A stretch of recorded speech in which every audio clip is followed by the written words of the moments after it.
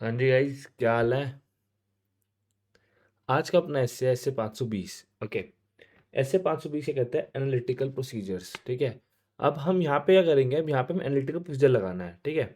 अब लगाने से पहले प्रायर टू ऑडिट स्टेज उसको क्या क्या फैक्टर्स कंसिडर करने हैं। सबसे पहला, उसको सूटेबिलिटी डिटरमाइन करनी है।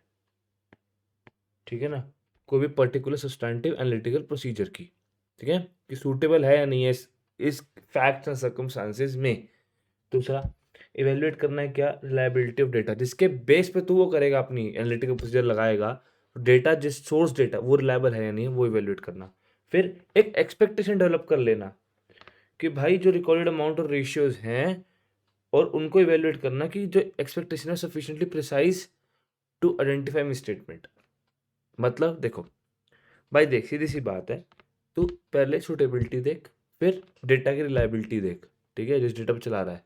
फिर अपने एक्सपेक्टेशन डेवलप कर, फिर जो तेरे पास रिजल्ट आए वर्सेस जो तेरी एक्सपेक्टेशन थी, उसके बेस उसमें कुछ जाट उसमें जो डिफरेंस दिखे, राइट, तो उसके लिए फिर विदाउट फर्दर, मतलब बेसिकली क्या कहते हैं, तो उसके आगे फर्दर इन्वेस्टिगेट करके ठीक कर, दूसरा कोई प्रोसीजर लगा ताकि वो ठीक हो सके। ठीक है।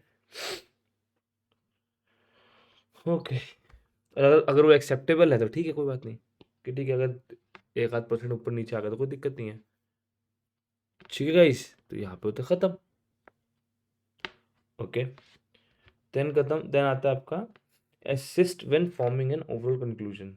अब अगर ओवरऑल कंक्लूजन बना रहा हूँ मैं, तब एनालिटिकल प्रोसीजर मेरे को असिस्ट करता है। कैसे, देखो, सबसे पहला, असिस्ट करता है ऑडिटर को when forming an overall conclusion as to whether financial statement are consistent with auditor's understanding of entity. मतलब कि भाई जो ऑडिटर ने अंडरस्टैंडिंग ली थी, ठीक है, उसके बेस पे उसने सोचा, उसको पता है कि भाई हाँ, इस कंपनी में इतना मार्जिन है, इतना प्रॉफिट है, एंड ऑल वो सब। एनालिटिकल प्रोसीजर से निकाला, रिजल्ट निकल के आया, भाई देखो, फॉर एग्जांपल उसने सोचा कि भाई यहाँ पे 10% की प्रॉफिटेबिलिटी है, बट एनालिटिकल प्रोसीजर कह रहा है कि 6% है। इसका मतलब क्या है, कि कहीं तो लोचा है, कुछ तो ऐसा रिस्क है जो अनरिकग्नाइज रह गया, right. Then it assist auditor to draw reasonable conclusion.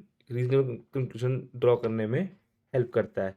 और फिर अगर एनालिटिकल प्रोसीजर्स जो अगर वो अनरिकग्नाइज रूम दे सकते हैं, तो फिर क्या होगा, 315 लगाओ, फिर जो है रिव्यू करो ऑडिटर का असेसमेंट ऑफ रूम, और फिर फर्दर प्लान करो ऑडिट प्रोसीजर्स, क्योंकि काम तो पूरा करना ही करना है, क्वालिटी कॉम्प्रोमाइज नहीं करनी। Then investigating results of analytical procedure. अब अगर मुझे results of analytical procedure investigate करने हैं, देखो भाई, if any fluctuation or relation that are inconsistent with other relevant information or differ from expected values by significant amount, the auditor shall investigate such difference by what? By inquiring with management and obtain appropriate audit evidence relevant to management's responses, और दूसरा, performing other audit procedure as necessary in circumstances। खत्म। अगर कुछ inconsistent मिल गया तो क्या करेगा भाई, बातचीत करेगा, ठीक करेगा उसको, काम खत्म, दूसरी प्रोसीजर लगाएगा, गेट दैट वर्क डन, बात खत्म भाई। अगर इशू आया तो उसको रिजॉल्व कर। ठीक है। तो इसी के साथ हमारा इससे 520 भी होता है खत्म।